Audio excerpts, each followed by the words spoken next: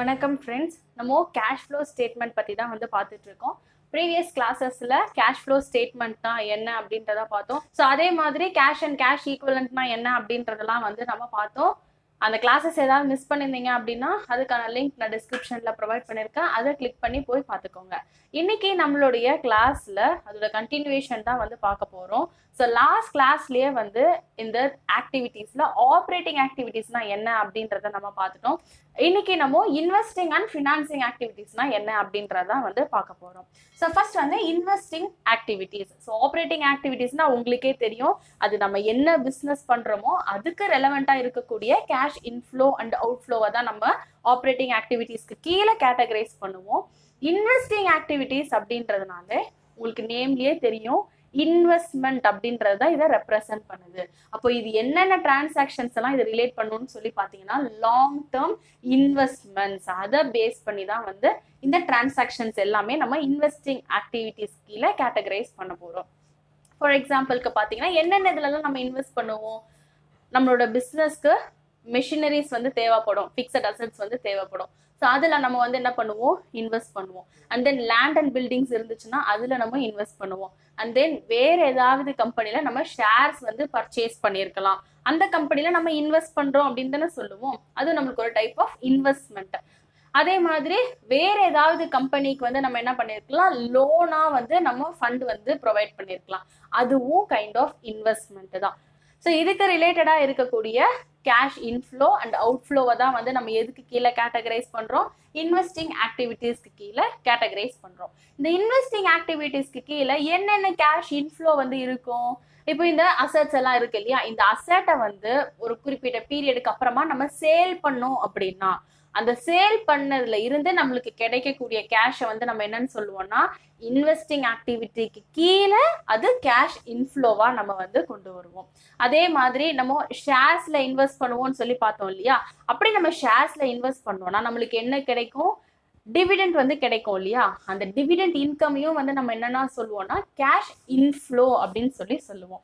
Next நம்ம வேற ஏதாவது கம்பெனிஸ்க்கு லோன்ஸோ இல்லை அட்வான்ஸோ கொடுத்துருப்போம்னு சொல்லி பார்த்தோம் இல்லையா. அப்படி நம்ம கொடுத்த லோனுக்கு நம்ம என்ன ரிசீவ் பண்ணுவோம், இன்ட்ரெஸ்ட் ரிசீவ் பண்ணுவோம். அதே மாதிரி இன்னொரு கம்பெனில டிபென்ச்சர்ஸை நம்ம பர்ச்சேஸ் பண்ணியிருந்தா இல்லை பாண்ட்ஸை நம்ம பர்ச்சேஸ் பண்ணியிருந்தா அதுக்கும் நம்ம என்னவா ரிசீவ் பண்ணுவோம், இன்ட்ரெஸ்ட் இன்கமா நம்ம ரிசீவ் பண்ணுவோம். இதுவுமே கேஷ் இன்ஃப்ளோ எதுக்கு கீழே, இன்வெஸ்டிங் ஆக்டிவிட்டீஸ்க்கு கீழே.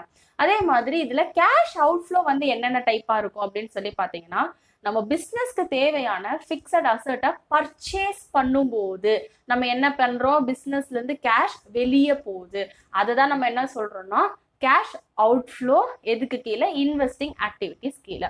அதே மாதிரி வேற ஏதாவது கம்பெனியுடைய ஷேர்ஸை பர்ச்சேஸ் பண்ணும் போதோ இல்லை டிபென்ச்சர்ஸை பர்ச்சேஸ் பண்ணும் போதோ இல்லை வேற ஏதாவது ஒரு கம்பெனிக்கு நம்ம லோனா ஃபண்டு கொடுக்கும் போதோ அது எல்லாத்தையுமே நம்ம என்னன்னு சொல்லுவோம்னா cash outflow under investing activities. So இதுதான் ரொம்ப ரொம்ப இம்பார்ட்டன்ட். அடுத்ததா financing activities. So financing activities என்னென்ன டிரான்சாக்ஷன்ஸ் எல்லாம் ரிலேட் பண்ணும் அப்படின்னு சொல்லி பார்த்தீங்கன்னா, long term funds or capital funds. நம்ம பிஸ்னஸை ரன் பண்றதுக்கு முக்கியமா நம்மளுக்கு என்ன தேவை, ஃபண்ட்ஸ் தேவை இல்லையா. ஷார்ட் டேர்மா மீட் பண்றதுக்கும் நம்மளுக்கு ஃபண்ட் ரெக்யர்மெண்ட் தேவை. அதே மாதிரி லாங் டேர்மா நம்ம பிஸ்னஸை ரன் பண்றதுக்கும் நம்மளுக்கு ஃபண்ட்ஸ் தேவை. ஸோ அந்த லாங் டேர்ம் ஃபண்ட்ஸை தான் நம்ம என்னன்னு சொல்லுவோம்னா கேபிட்டல் ஃபண்ட்ஸ் அப்படின்னு சொல்லுவோம். ஸோ அதுக்கு ரிலேட்டடா இருக்கக்கூடிய டிரான்சாக்ஷன்ஸ் எல்லாமே நம்ம எதுக்கு கீழே கேட்டகரைஸ் பண்றோம்னா ஃபினான்சிங் ஆக்டிவிட்டீஸ்க்கு கீழே கேட்டகரைஸ் பண்றோம். இந்த கேபிட்டல் ஃபண்ட்ஸை நம்ம பிஸ்னஸ்ல எப்படிலாம் நம்ம ரைஸ் பண்ணுவோம், ஷேர் கேபிட்டல் மூலியமா ரைஸ் பண்ணுவோம், இல்லைன்னா debt instruments that is debentures issue பண்ணி அது மூலியமா நம்மளுக்கு தேவையான லாங் டேர்ம் ஃபண்ட்ஸை ரைஸ் பண்ணிப்போம். அப்படி இல்லைன்னா நம்ம என்ன பண்ணுவோம், பேங்க்ல லாங் டேர்ம் லோன் ஏதாவது வாங்குவோம். ஸோ அது மூலியமாவும் நம்மளுடைய ஃபண்ட் ரெக்யர்மெண்ட்டை நம்ம மீட் அவுட் பண்ணிப்போம் இல்லையா. ஸோ இதுக்கு ரிலேட்டடா என்னென்ன இன்ஃப்ளோ அண்ட் அவுட்ஃப்ளோ இருக்கோ அதை எல்லாத்தையும் நம்ம என்னன்னு சொல்லுவோம்னா ஃபினான்சிங் ஆக்டிவிட்டீஸ் அப்படின்னு சொல்லுவோம்.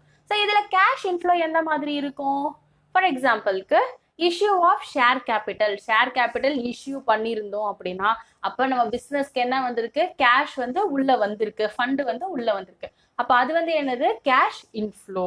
அதே மாதிரி நம்ம பேங்க்ல புதுசா ஏதாவது லோன் வந்து எடுத்திருந்தோம் அப்படின்னா, that is long term loan ஏதாவது சாங்ஷன் ஆயிருந்தது அப்படின்னா அந்த பர்டிகுலர் இயர்ல அது வந்து என்னது நம்மளுக்கு இன்ஃப்ளோ அண்டர் ஃபினான்சிங் ஆக்டிவிட்டிக்கு கீழே.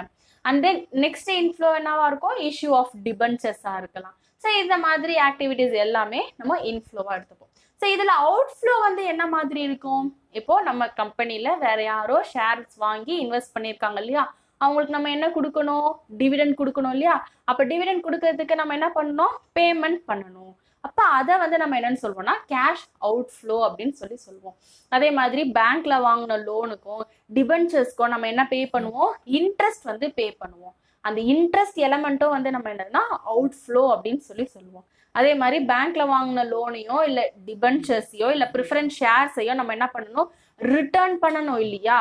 ஸோ அது எல்லாத்தையுமே வந்து நம்ம என்னன்னு சொல்லுவோம்னா outflow, that is repayment of loan and then வந்து redemption of debentures, redemption of preference share capital. இது எல்லாமே வந்து என்னன்னா இந்த ஃபினான்சிங் ஆக்டிவிட்டிஸ்க்கு கீழே கேஷ் அவுட்ஃப்ளோ அப்படின்னு நம்ம சொல்லுவோம். முக்கியமா இந்த டிபென்ச்சர்ஸ், ஷேர் கேபிட்டல் இது எல்லாமே வந்து நம்ம என்னவா எடுத்துக்கிறோம், இன்வெஸ்டிங் ஆக்டிவிட்டிஸ். நம்ம வேற கம்பெனில வந்து இன்வெஸ்ட் பண்ணோம்னா அது இன்வெஸ்டிங் ஆக்டிவிட்டிக்கு கீழே கேட்டகரைஸ் பண்றோம். இதுவே நம்ம கம்பெனில வேற யாராவது வந்து இன்வெஸ்ட் பண்ணாங்கன்னா அதை ஃபினான்சிங் ஆக்டிவிட்டிக்கு கீழே கேட்டகரைஸ் பண்றோம் இல்லையா. ஸோ இதுதான் பேசிக்கான டிஃபரன்சியேஷன். இதுல இன்னொரு விஷயம் நம்ம அண்டர்ஸ்டாண்ட் பண்ணிக்கிறது என்ன அப்படின்னா நம்மளோட நேச்சர் ஆஃப் பிஸ்னஸ். இப்போ இதுவே ஃபினான்சிங் பிஸ்னஸ், தட் இஸ் பேங்கா இருக்கலாம் இல்ல ஃபினான்ஷியல் இன்ஸ்டிடியூஷனா இருக்கலாம், அவங்களுக்கு இந்த இன்ட்ரெஸ்ட், லோனு இது எல்லாமே வந்து டெபாசிட்ஸ் இது எல்லாமே வந்து எதுல கேட்டகரைஸ் பண்றோம், ஆப்ரேட்டிங் ஆக்டிவிட்டிஸ்க்கு கீழே கேட்டகரைஸ் பண்றோம். அதே மாதிரி ஷேர்ஸை வந்து ட்ரேட் பண்ணுவாங்க இல்லையா, ஸ்டாக் புரோக்கர்ஸ் இருக்காங்கல்ல, அவங்களுக்கும் வந்து இந்த purchase of shares, sale of shares எல்லாமே அவங்களுக்கு வந்து என்ன ஆக்டிவிட்டியா வந்துடும், ஆப்ரேட்டிங் ஆக்டிவிட்டியா வந்துடும். ஸோ என்னன்னா நேச்சர் ஆஃப் பிஸ்னஸ் என்ன அப்படின்றதும் ரொம்ப ரொம்ப இம்பார்ட்டன்ட்.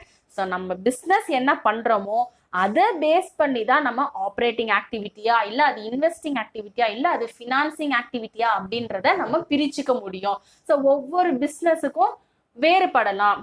ஒரு பிஸ்னஸ்க்கு ஆப்ரேட்டிங் ஆக்டிவிட்டியா இருக்கிறது இன்னொரு பிஸ்னஸ்க்கு இன்வெஸ்டிங் ஆர் ஃபினான்சிங் ஆக்டிவிட்டியா இருக்கும். ஸோ மற்ற பிஸ்னஸ்க்கு எல்லாம் இன்வெஸ்டிங் ஆர் ஃபினான்சிங் ஆக்டிவிட்டியா இருந்துச்சுன்னா அது இன்னொரு பிஸ்னஸ்க்கு ஆப்ரேட்டிங் ஆக்டிவிட்டியா இருக்கும். ஸோ இந்த அண்டர்ஸ்டாண்டிங் தான் நம்மளுக்கு ரொம்ப ரொம்ப இம்பார்ட்டன்ட். இது வரைக்கும் பார்த்ததுல உங்களுக்கு ஏதாவது டவுட்ஸ் இருந்துச்சு அப்படின்னா அதை கமெண்ட் செக்ஷன்ல லீவ் பண்ணுங்க. ப்ரீவியஸ் கிளாஸஸ் ஏதாவது மிஸ் பண்ணியிருந்தீங்க அப்படின்னா அதுக்கான லிங்க் நான் டிஸ்கிரிப்ஷன்ல ப்ரொவைட் பண்ணியிருக்கேன், அதை கிளிக் பண்ணி போய் பார்த்துக்கோங்க. இந்த கிளாஸஸ் எல்லாமே உங்களுக்கு யூஸ்ஃபுல்லா இருக்கு அப்படின்னா மறக்காம உங்களோட ஃப்ரெண்ட்ஸுக்கோ ஷேர் பண்ணுங்க.